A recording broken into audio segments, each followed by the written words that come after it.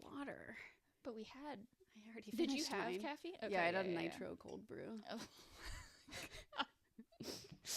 My stomach would be grumbling with a nitro cold brew. Earlier this week, I was like, I had a very full day, and I also was like doing like, I was working on like our social media stuff, and I was working on like the podcast and things like that on the day, and I left, and I was like, man, I'm proud of my clinical work today. It was great. It was yesterday.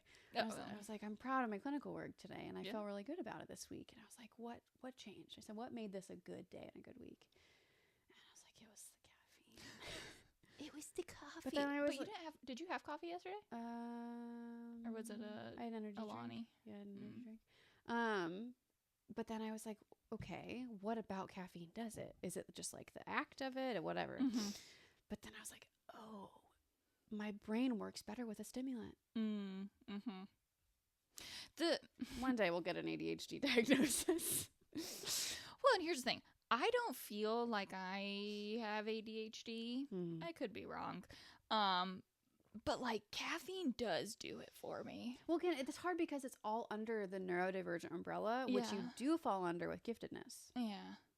Did you just call me gifted? Yeah. Wow, thanks. Like, so you think I'm really pretty. So you really like me?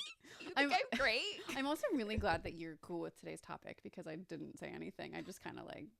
No, when I saw it, I was looking at it last night. So I was like, I should probably know what we're talking about tomorrow. And I was like, oh my God, this is going to be the best thing ever. So much fun thinking about it. Yeah. So welcome back to Couch Combos, where we talk about caffeine and therapy and honestly, who knows what. Right. We'll squirrel brain it, especially since we did just drink a bunch of coffee right before this. And we had a great life-giving interaction. We might wild out on this one. Plus, this topic is just so fun, you guys. Yeah. Well, I think it's one of those where I know a lot of our episodes sometimes are geared towards therapists, sometimes they're geared towards clients. I feel like this is geared towards everybody. Yeah, and it's the world. Yes, and that there's so many great like kind of morsels of information that we could really gain or hear from everyone. So if you also like these topics that we're about to launch into, like we would love to interact with you. Comment wherever you're listening or watching. Pop over to our social media, like talk to us about this. We truly do look at them We and do. have conversations like with one another about the comments. They are so much fun. Even the ones that are not related. Yeah. So today it's a big brain day for all of us. And okay, so I'm going to let you say it, but a couple weeks ago, I think it was a couple weeks ago. Who knows? Time is a flat circle. But we're on a floating rock. Right. Yeah. Well, 2 weeks ago, Sarah comes in and says, one of my clients said this to me, and it just made me really rethink where we are and who we are and just life in general. And so what was that statement, Sarah? We're on a floating rock. We're on a floating rock. Who cares? So who cares?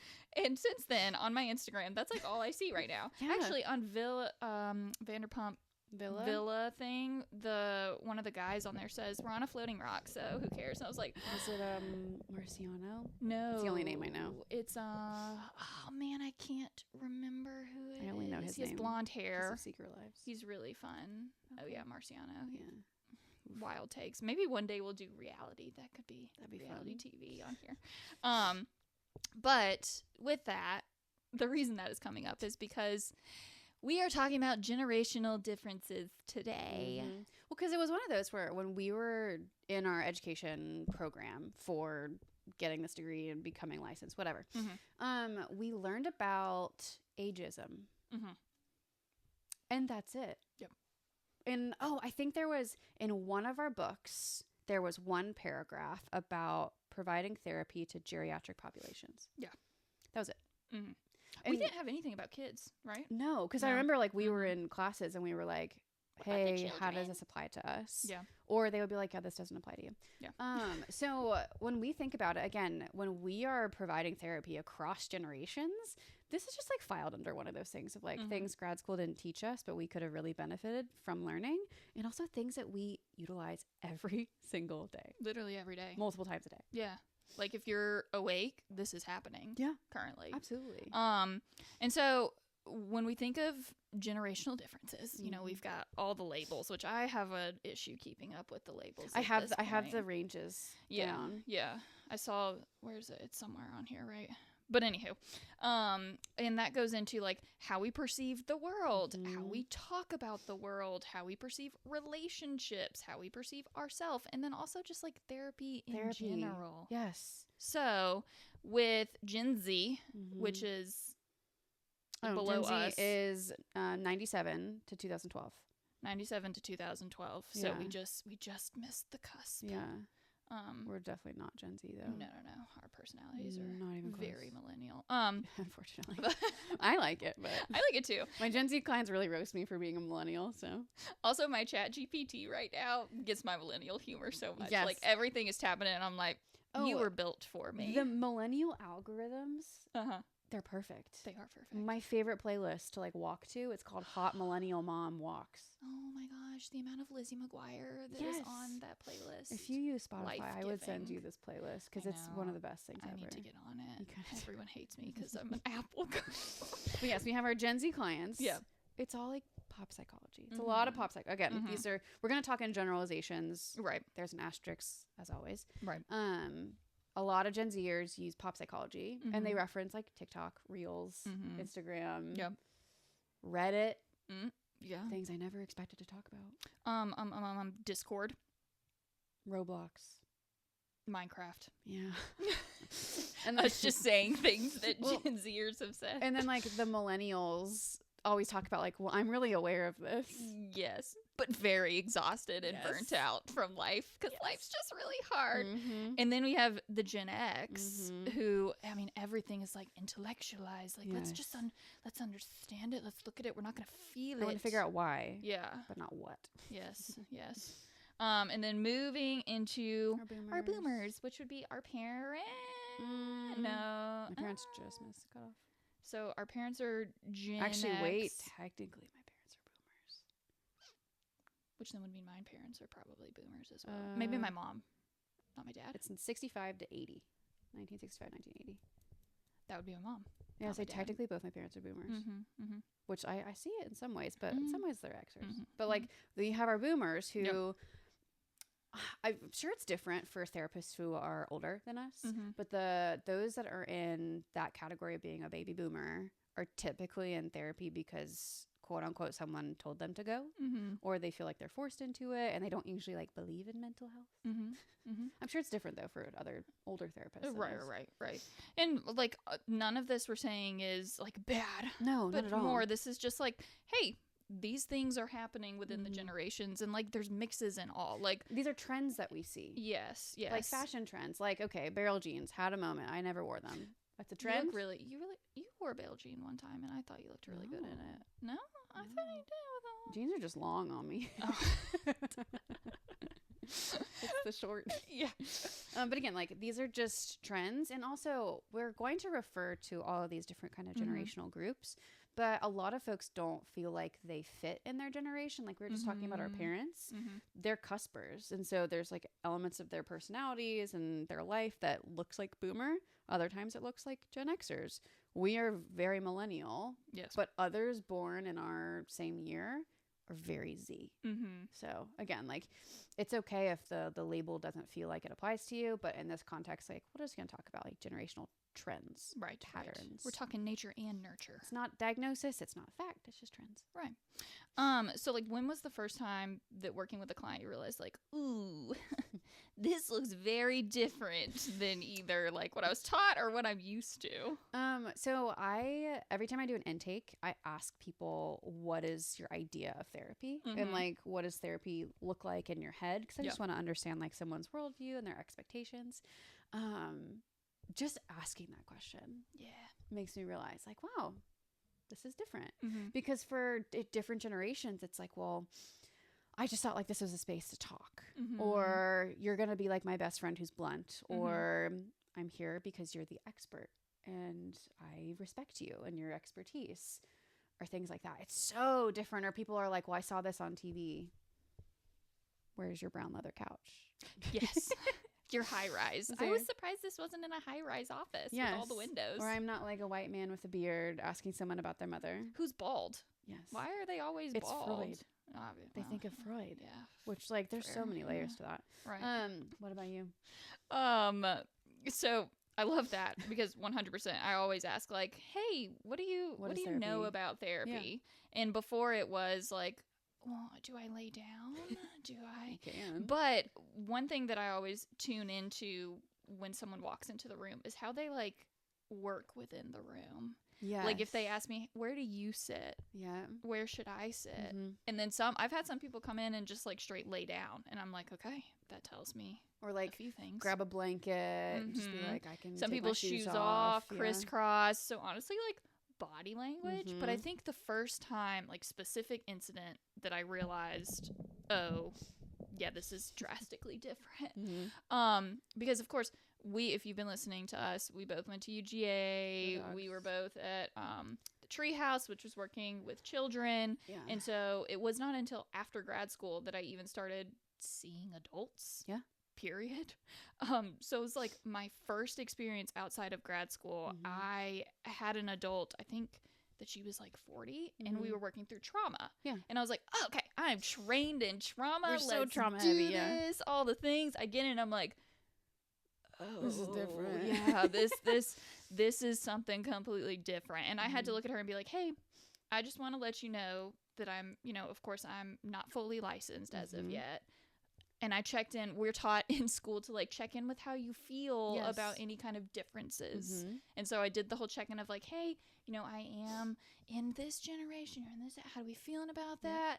And honestly, hearing from her of, like, I don't care. Yeah. Like, we're good. It gave me the confidence to be like, okay, I can do this. I love that. Well, it's hard because in that situation, you're operating within scope. Yeah. We had all the trauma background, so much trauma education.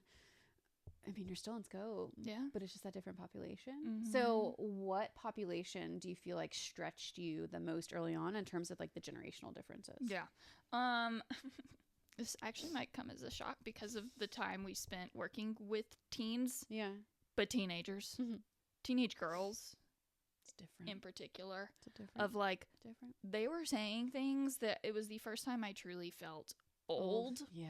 And I'm like, I do feel old know what you're saying or what you mean. And so I think that, like, of having to shift my mindset of even, like, who I was as a teenager, it's so different than teens now because of social media and because of all of these things. Like, I think back to when I was a teenager, I didn't know anything. We didn't have access we didn't to have these things. Like, the internet was typically, it's on the big MacBook that's sitting in our spare bedroom. Yeah. Or at school. Well, also the trends when we were teenagers lasted months to years. Now a trend lasts a few days or weeks. It lasted a TikTok reel. Right. It's just like rapid cycling. It's like you can't keep up now. Yeah. So teenagers for sure. Yeah. And also they're extremely smart.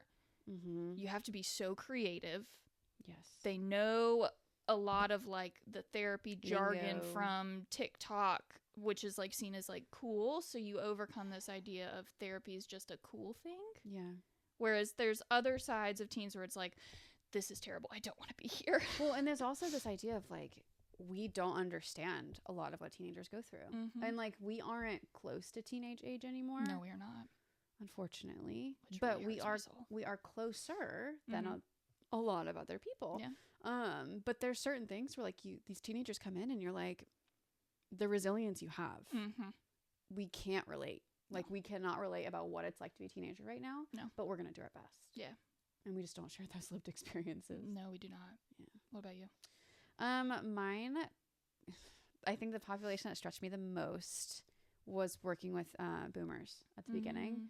So when I think about it, because again, like, I wasn't working clinically with boomers, but it was clinical adjacent. So for listeners, my first job out of grad school was still in a child advocacy center setting.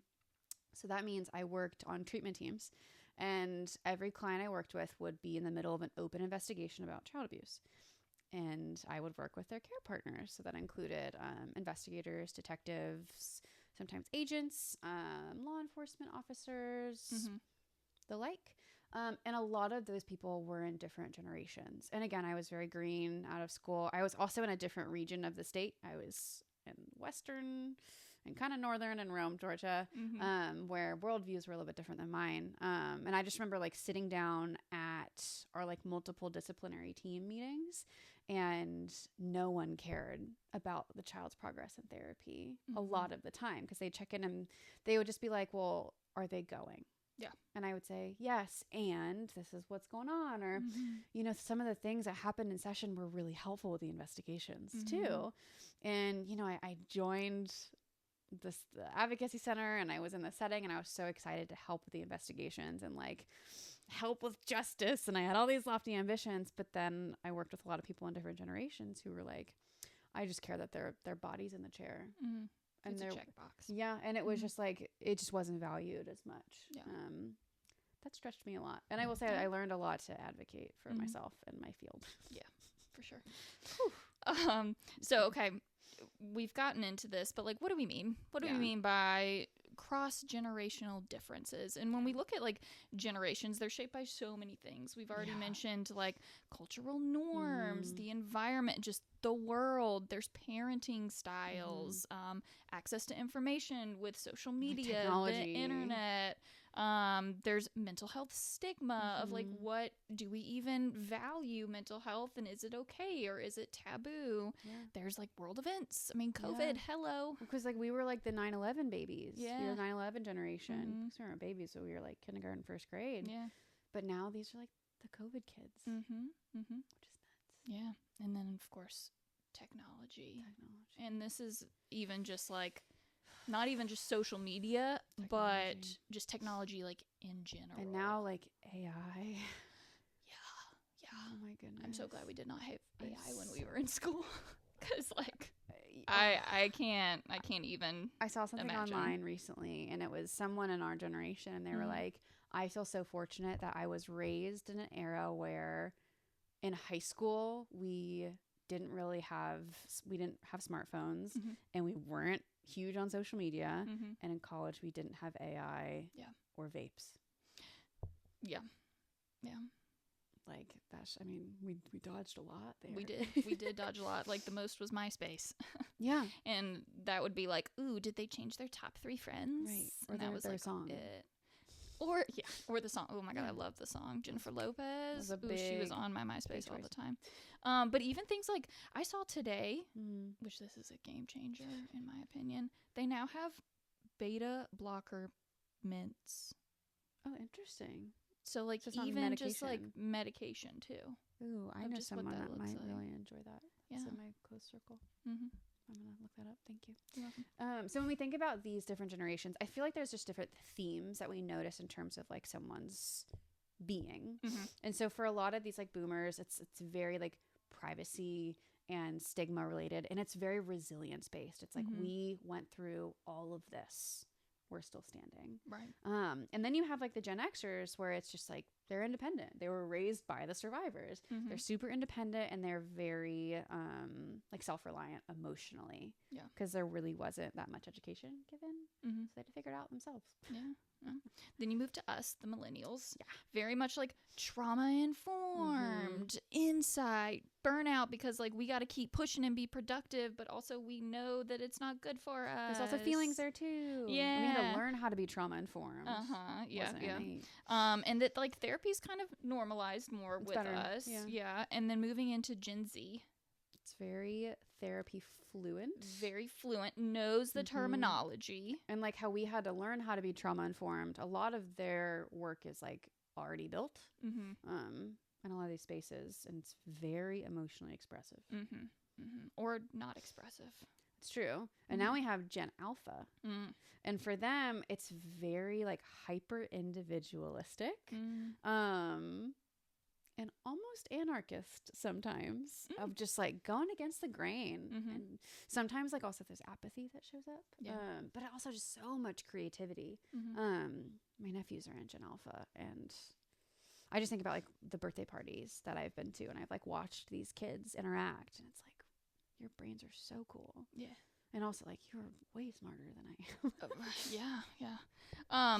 So an interesting little moment that's happening, is that millennials and Gen Z are 2 to 3 times more likely to attend therapy than Gen X and boomers, but that Gen X and boomers are typically more likely to seek like mental health and help through like primary care. So it's that, okay, what are those resources looking like, and how do we attain them? It's this idea of like, okay, we have the alphas, the Zs, the millennials who are like wanting to process through, or like that's what seeking help looks like. But then sometimes X and boomers seeking help can look like going to the doctor and like getting medication, or being told that it's in your head.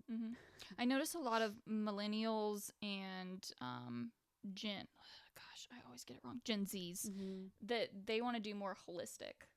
Of like very much like, hey, are there any like nutrients, any kind of supplements? Whereas on the opposite end, it's like, I don't really want to do medication, but I don't believe all the time in the more holistic supplements. Which is just so interesting, because I think of like a lot of like the Gen Xers that I know, and they're actually pretty anti-medication. And they're just like, I'll just figure it out myself. Or they'll be like, well, I saw this article. Which, like, again, like that is what help in mental health care looks like in their brains. And so it's very similar with language and common language too, of like there are certain words and phrases that are now very commonplace in terms of just like what we use and what we see and read and exposed to. Things like gaslighting, boundaries, and trauma. People see it, but it means something so different to everyone. And it's this idea of like, this does not mean it's shared understanding, even if it's shared language. Right. Or usage.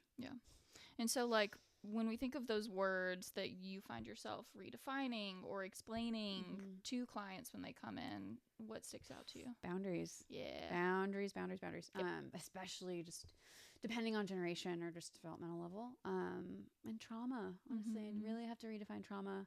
Even in a generation, like I feel like these are kind of universal to a point too, just because there's so much out there. But I feel like I define boundaries, trauma, and self-care a lot differently. What do you think?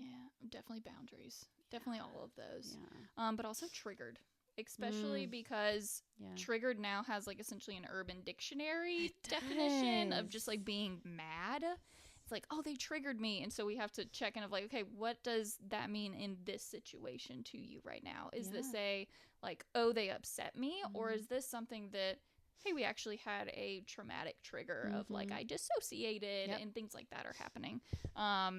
And then of course with the boundaries, and even bringing in like the Christian perspective of what that is too, that adds a whole other layer with that. Well, so I think if like, so for example, let's break it down. So if we gave all these different generations the word triggered based on the patterns and the trends, again, this does not label or diagnose, nothing like that, but based on the trends that we notice in research and in media and in our experiences, this is typically how, based on these patterns, those would define it.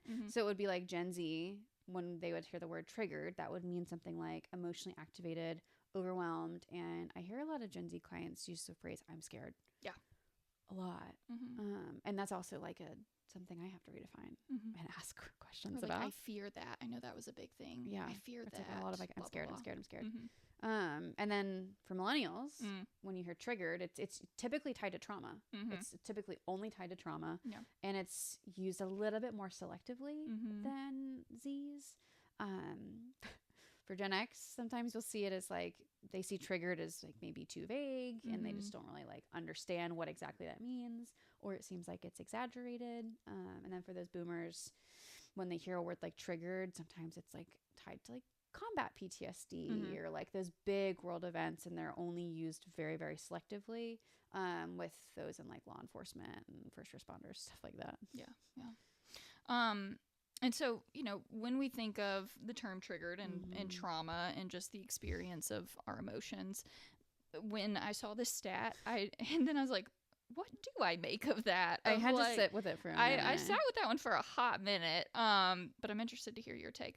But 2022 APA survey said that Gen Z reported the highest stress and anxiety levels, but also the highest therapy utilization.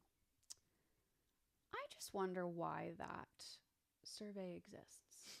Because someone put out a survey and they're like, I want to see who reports the highest levels of stress and who goes to therapy the most. What else would you expect? Yeah. Because I'm thinking like, well, duh. But Yeah. I'm also thinking like, this is just like this could be a study on self-report bias. Like this statistic is not reliable, honestly. Yeah.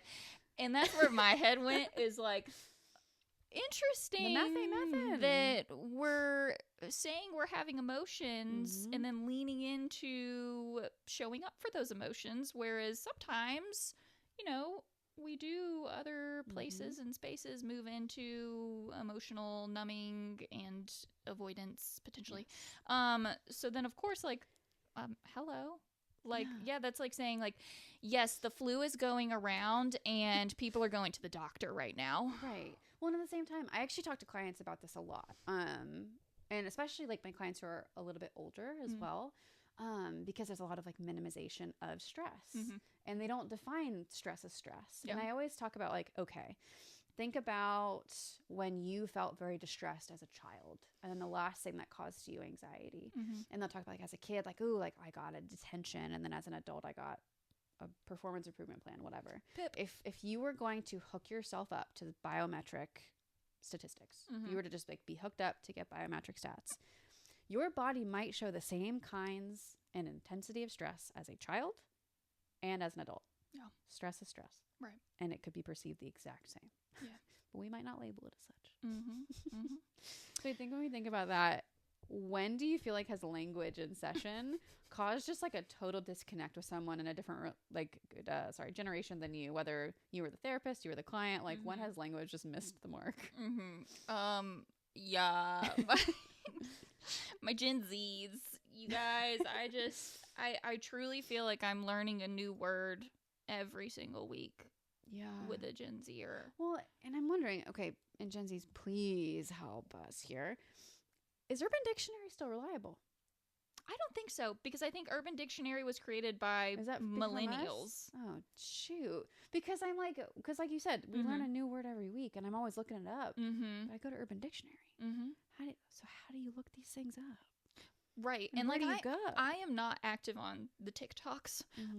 The only TikTok videos I see are through my Instagram reels that have come from through our business TikTok or through the business marketing. But even that, yeah, those are typically counselors. Right. So like, I truly have to ask of like, what does that mean? And how do you use that? And like, what does that look like? And then the next time it'll be something completely different. I'll be like, oh man. And then even the definition, sometimes they don't know. Yeah. Like 6, 7.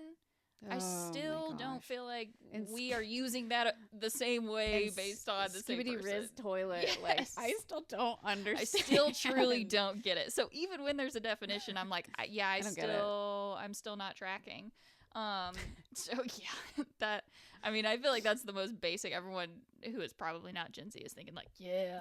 But it's so true how like important communication is, and understanding what another person is trying to express, and also how to get to them too. When I think about like my clients in like the Gen X kind of space, some of the best work I do, and some of my like very, very dear clients are Gen Xers, and I always feel very grateful because again, I'm not in that generation, I'm in a younger generation, and it takes so much trust. And I think some of them actually listen to our podcast, so if you are listening to this, and you probably know who you are, I appreciate you, because again, like if someone in the older generation comes in and there's a visibly younger therapist, it takes so much trust and just vulnerability to create a working relationship therapeutically. And I love working with my clients in this generation, because if it works, it just works beautifully. But I think in some ways, like when I've had a disconnect with my Gen Xers, it's been about trauma. And I will use the word trauma, not casually and not lightly, but I think over the years, I have now phrased it like, if I were to tell you that this could be perceived as trauma, how would it feel? Because I think in like my first 5 years of practice, now that we're in like the 10-year range. That's crazy. In my first few years of practice, when I would bring up trauma, there would be this like, oh my goodness, I didn't know. Is this on my record now? Will this follow me? Yeah. And I had to recognize the weight of that word in that generation. Yeah. So that did cause a disconnect. And obviously, like I frame it differently and I process it differently now. But just my Gen Xers. Yeah. Gosh, I love those clients.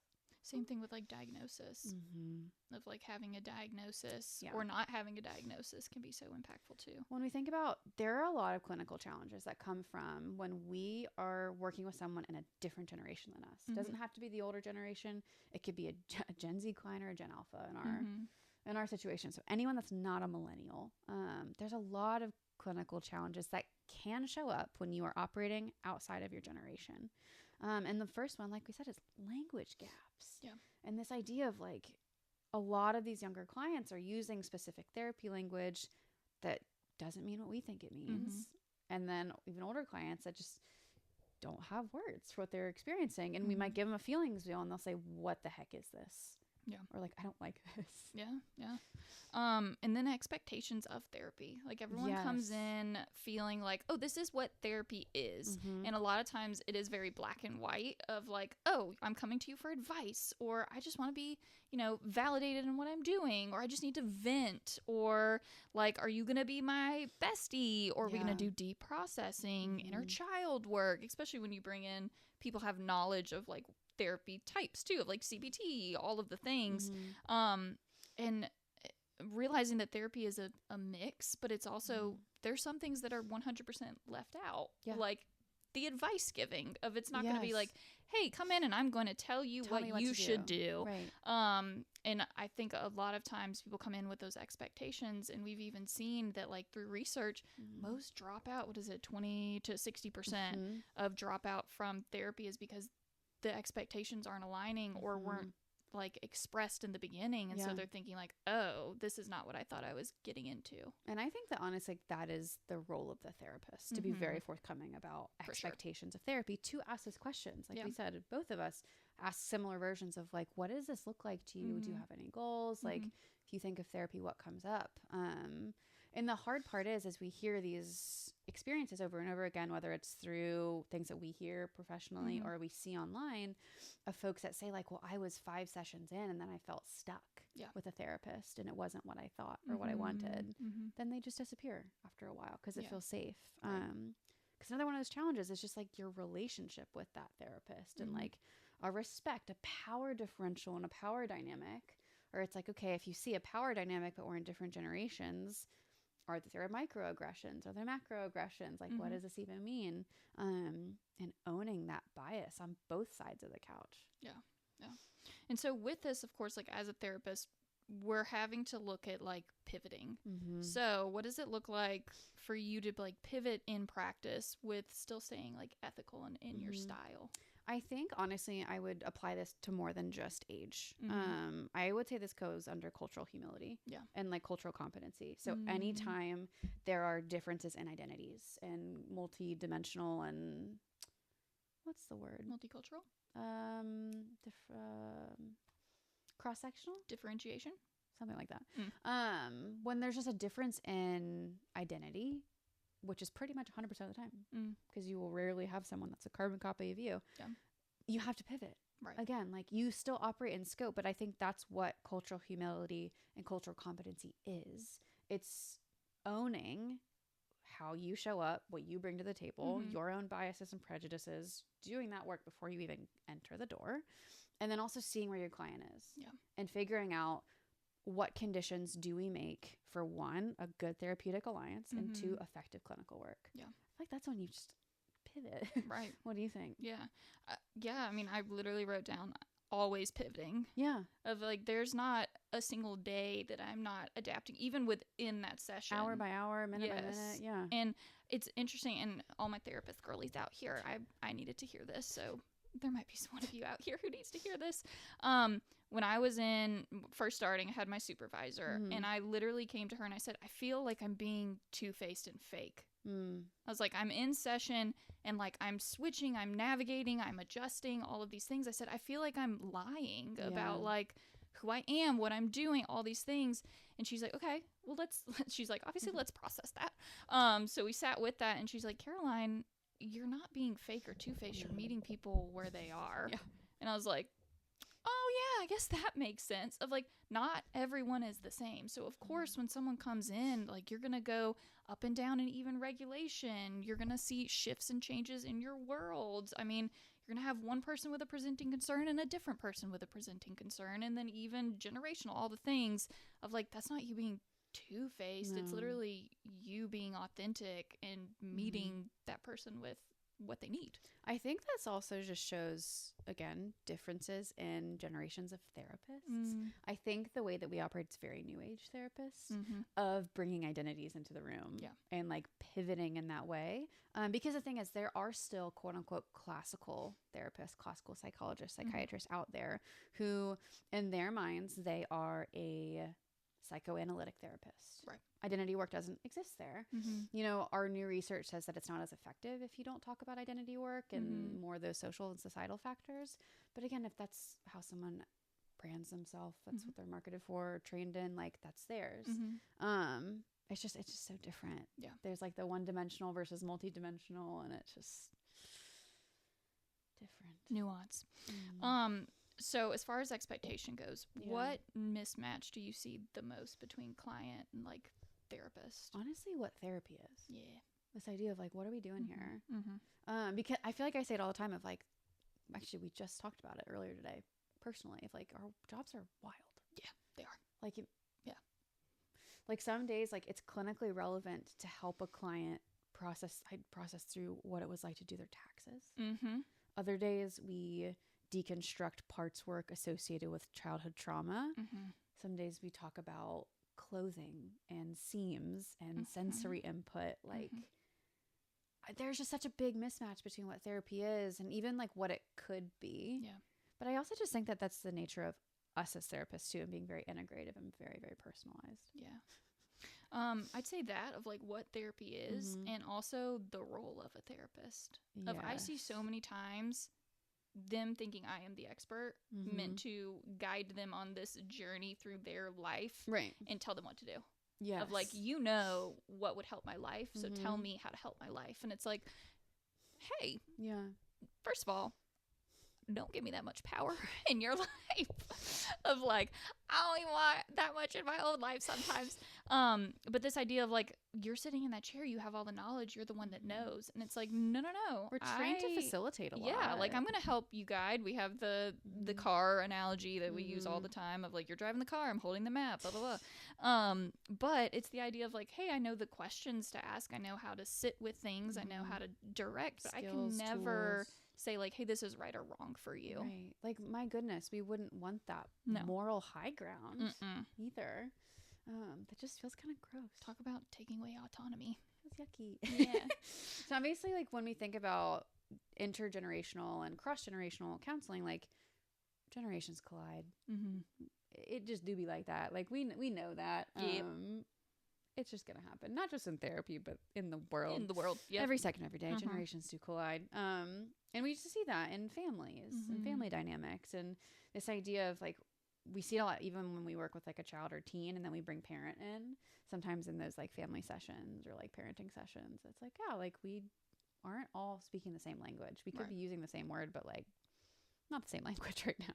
Yeah. And it's hard because like some common patterns that come up are like you don't understand me. They don't understand me. We don't understand each other. So valid because you don't understand each other. Yeah. Of like, though we were all teenagers, we were teenagers at different times with different resources, different all the things. And even that emotional language, belief in like boundaries, respect, roles, all the things, as well as like validation. And that's a huge one that I'll get into a little bit later. But like, even when communication is mismatched, attunement, that's all we need is like that understanding of one another. And sometimes it's like, well, but I want them to know this. I want them to know that. It's like, hey, but let's just check in first on validating that. And even what validation means. Yes. And like what it's used for. Yes. Like there's terms like the gentle parenting. And that gets some hot comments do a whole episode on the gentle parenting. Yeah.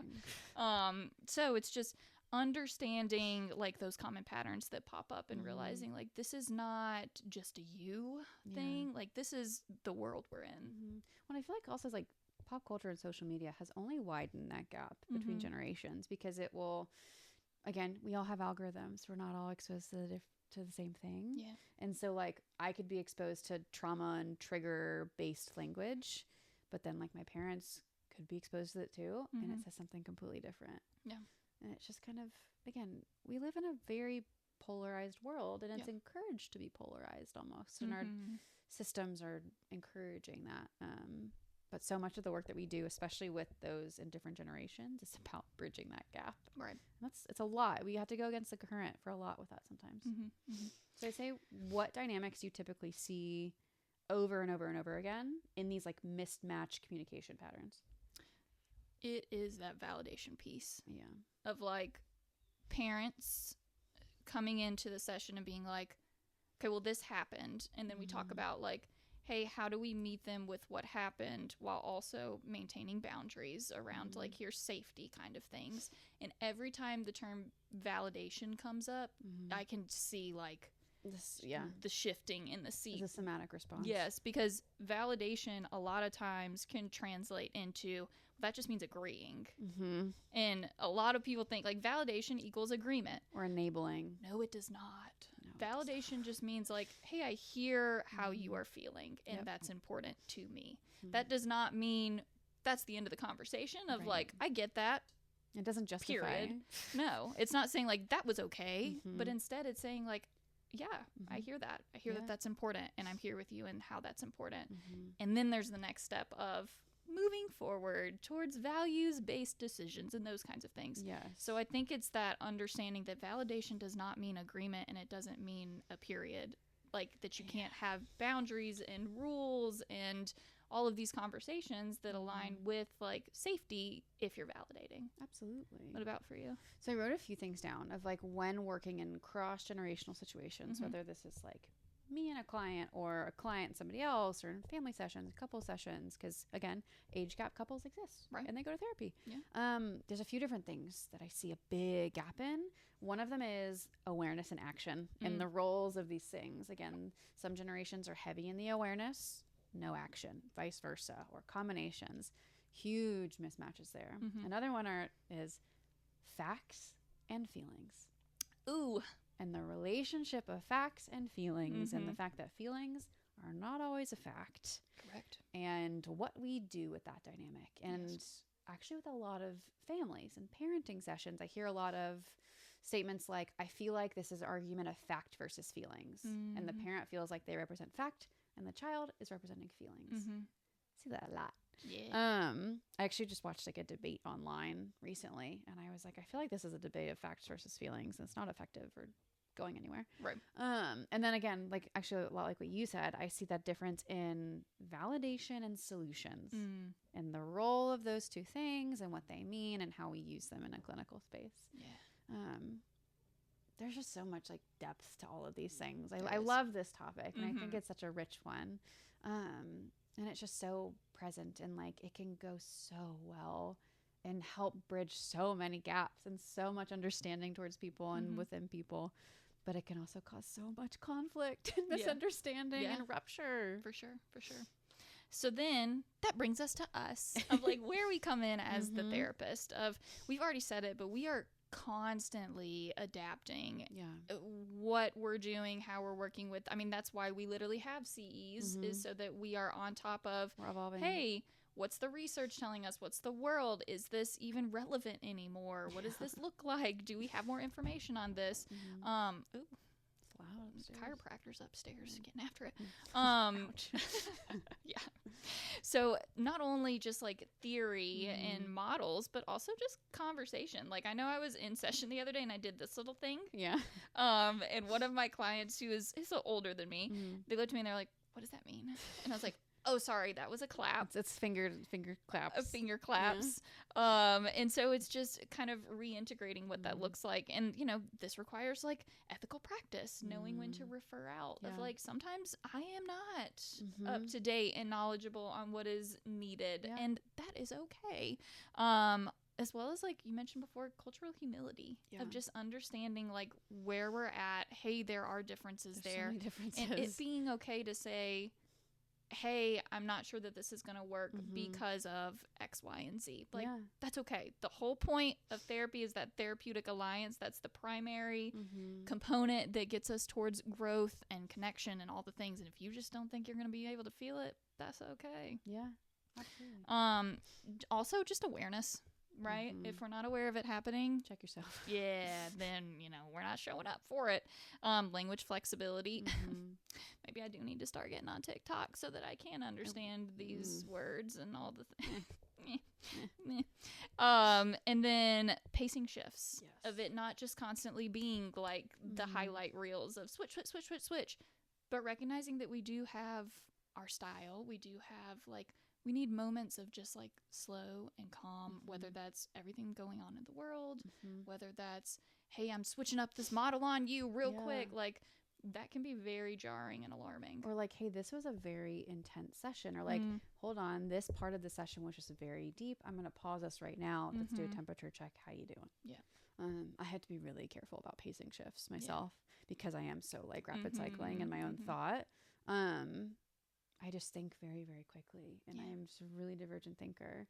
And that's one of the biggest things that I've worked really hard on with my clinical style is like, be aware. Yeah. Like, come on now. So I think how do you flex with clients of just different generations and identities while still practicing within scope? Like, what do you typically do? How do you keep yourself in check? So the way I keep myself in check is by being 100% transparent with them. Of like, before we even start therapy, and those, if my clients are listening, you're going to be like, oh, that was intentional. Yes, it was. I always say, hey, I operate on transparency. If there's something that I say that you don't understand, you don't agree with, you don't like, it hits you wrong, tell me. Like, that's the whole reason why I'm here, is to understand those nuances, those differences.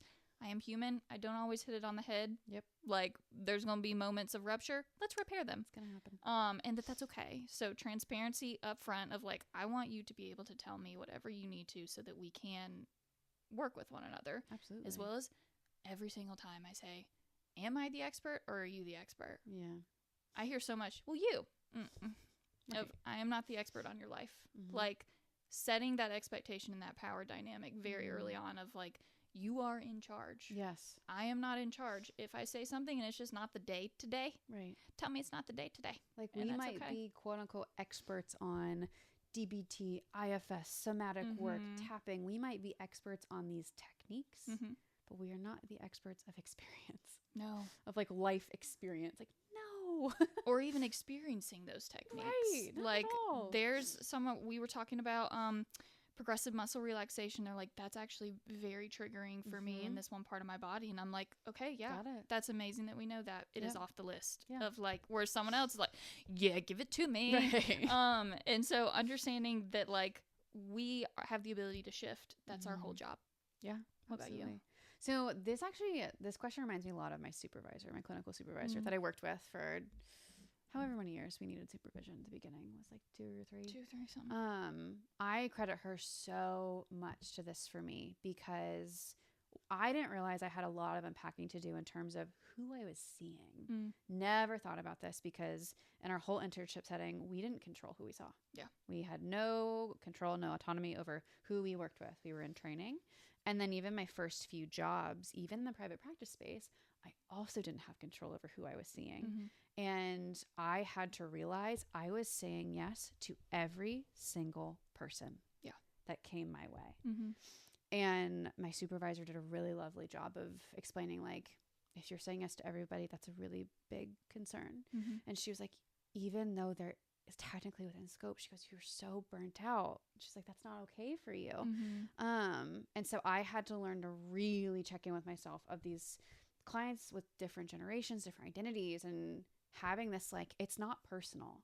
Of if this client wants to see me and there's all these differences, a client might look at me and say, I don't actually want to work with you because you're younger or because you're older. Yeah. And that's fine. Yeah. Because I would take it personally the first few times, or I would be like, well, I have to see them because they want to see me. Prove them wrong. But then she would look at me and say, like, if this doesn't feel effective, no. Yeah. She's like, there's so many therapists out there and there's so many wonderful therapists. And she's like, I can help you refer to a great person. And so I think there's a power in saying, no, not me. And that's something that I really like have worked very hard on over the years.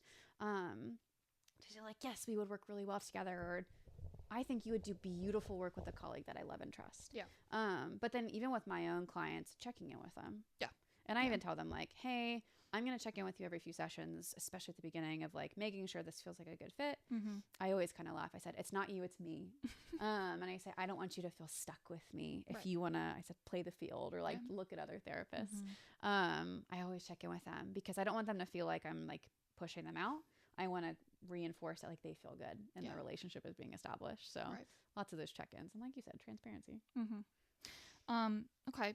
So when we talk about skills that actually help, for our therapist peeps out there, translate language. Yeah. Checking in with like, okay, what does that mean for you? Like this is very common language for us. And our common language is heavy and high stakes. Yeah, it is. It's different for clients and for different clients and different ages and everything. Like you said, translate. Like, what does this mean to you? When I say trauma, do you have a reaction? Or when I say it's okay to feel that way, or when I say homework, translate. And then like clarifying expectations.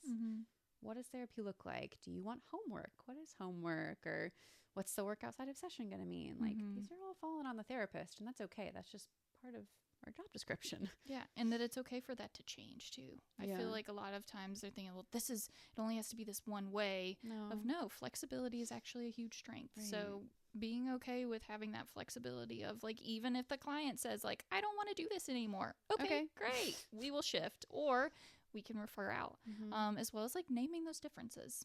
Of just being upfront with it. I know this was the scariest thing when I was in grad school of like, it was terrifying. Stating it as like, they're going to think that like I'm not qualified because I'm bringing that. No, if anything, they appreciate it. I don't think I've ever said like, hey, I noticed this difference. How are we feeling about it? That someone's been like, how dare you notice this difference in me? I'm actually glad you brought it up because I was afraid to. Yeah. And then a lot of times, quite frankly, it's like, it doesn't really bother me. I don't really care. Thank you for checking in with it, though. Or sometimes it's like, well, because you brought it up, I feel better. I do that. I notice that dynamic a lot in like cross-racial counseling. I always talk about like there's a different dynamic and a different identity between the two of us. Very different experiences, systems, influences, traumas, aggressions, everything. Yeah. Let's talk about it. Male, female, too. Absolutely. All the things. And then adjust that pacing. Yeah. Checking in of like, okay, am I moving too fast? Am I going too slow? Do we need to have a check-in moment? Let's make sure that we're being intentional with that space and that time. And then for clients too, like you do have great autonomy and power when you are thinking about these things, and like you are able to voice your concerns if you have them, ask questions when they feel safe. Things like that. Like I know for me, like I have a therapist myself who is she's a Gen Xer for sure. And there are multiple times where I have to be like, is this okay? Or I'll be like, I know things about her, like her personal life, because we just have that working relationship now, but there's just little things like I have to know myself when choosing a different provider. And I had to recognize like what would work, what doesn't. So again, for clients, like you can ask these questions, voice concerns. If you even have concerns about identity or age, people ask us all the time how old we are, and we can or cannot answer that or use it clinically, or even like life experience. It's okay if you want a therapist who does have children, does not have children, has experience here or there. Like you can ask. Again, it's a therapist's job to answer that how they feel comfortable, but it's okay. Right. Okay. So in closing, generational differences, they're always going to impact communication, trust, expectations, all the things, because they're there and they're relevant. So then moving into that, it's understanding the context of someone else's generation, their lived experience. We're not going to obviously ever put someone in a box of like, because you are in this generation, this is what I think about you, or this is what you should look like, or whatever, because that's just not a thing. It's like a microaggression. Exactly. It's technically ageism, right? Yeah, it would be ageism for sure. And so recognizing that this is,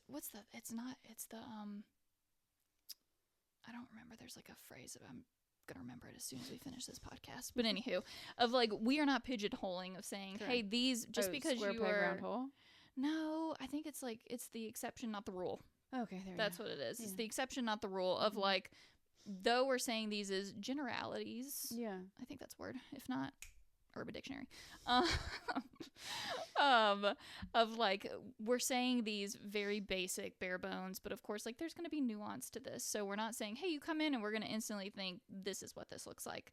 But it's understanding with that person of there are going to be differences, and that's great. We will work with them. We're going to be flexible. We're going to understand what it means to you. Sorry, my computer went off. But ultimately helping you come into therapy more effectively of like, hey, this is what this looks like with me. Yeah. And then a listener reflection. Yeah. So if like you're hearing this information and you're like, yeah, cross-generational dynamics are in my life all the time. Absolutely. They're pretty cool if you really deconstruct them and see them as a tool for connection and not disconnect. So really asking yourself, like, where do I assume others should like me? And then, like, where might this be a generational misunderstanding and not something personal? Like, if we're not seeing eye to eye, like, is this truly, like, we're not speaking the same language, or is it truly about me? And then also, who is someone in a different generation that I can work to understand better? Knowing that, acknowledging we speak different languages because we are from different generations. How can I understand them better? I think if you are fortunate enough to have grandparents, they would be a great person to kind of think of in this way. Yeah. And then for our millennials, this is your last listener reflection. How did you feel during Biebercella this year? Was it inner child work? Or was it I didn't think through my set? Because we went through the Hannah Montana reunion. Yes. Too. I still need to watch it. Biebercella. Ugh. You're welcome. Amazing. So as always, Couch Combos is not a substitute for therapy. We would actually love to be potentially your therapist. So if you're listening, you're like, hey, they seem pretty cool, I want to chat with them. Check us out on www.soulhavengeorgia.com. We're also on Instagram. We're on Facebook. We're on TikTok. On YouTube, iTunes, all the things. And of course, with this, like, if you feel that you are in immediate danger, call 988-911, visit your local emergency room, get the help that you truly deserve and need. But other than that, hit us up in the comments, like, subscribe, let us know. We enjoyed this one, so this is a fun one. We would love to see y'all's remarks and thoughts, because we do truly read them and we appreciate them. Talk to us. But anyways, we will catch up with you next time. Catch up with you later.